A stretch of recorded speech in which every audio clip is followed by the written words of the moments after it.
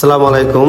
মহালন্দী নামটা শুনলেই চোখের সামনে একটা একদম চেনা গ্রামের ছবি ভেসে ওঠে। চারিদিকে সবুজ মাঠ, এদিক ওদিক পুকুর, কাঁচা পাকা রাস্তা, আর রাস্তা ধরে চায়ের দোকানে বসে দু চার জনের জমিয়ে আড্ডা। সকালে ঘুম ভাঙে পাখির ডাকে, আর সন্ধে হলে গ্রামের মোড়টা যেন আবার জমে ওঠে। তো চলুন ভিডিওর মাধ্যমে আপনাদেরকে মহালন্দির সৌন্দর্যটা তুলে ধরার চেষ্টা করব। সামনেই দেখতে পাচ্ছেন আমাদের মহালন্দির বাজার। ছোটখাটো একটা বাজার হলেও এখানে প্রয়োজনীয় জিনিসপত্র কোনো কমতি নেই। মুদির দোকান থেকে শুরু করে কাপড়ের দোকান, চায়ের দোকান, সবজি মার্কেট, এরকম সব রকমের আপনাদের দোকান এই মার্কেটের মধ্যে পাওয়া যাবে। আশেপাশের গ্রামের মানুষ বাজার আসতে শুরু করে, আর বেলা পার হলে সঙ্গে সঙ্গে বাজারটা আরো জমজমাট হয়ে পড়ে। মহালন্দী গ্রাম শুধু বাজার, হাট আর সুন্দর পরিবেশের জন্য পরিচিত নয়। শিক্ষার দিক থেকে এই গ্রামের অনেকটাই এগিয়ে। এই গ্রামের অনেক ছেলে মেয়ে পড়াশোনা করে ভালো জায়গায় প্রতিষ্ঠিত হয়েছে। গ্রামের অনেকেই শিক্ষাকর্ত করছেন,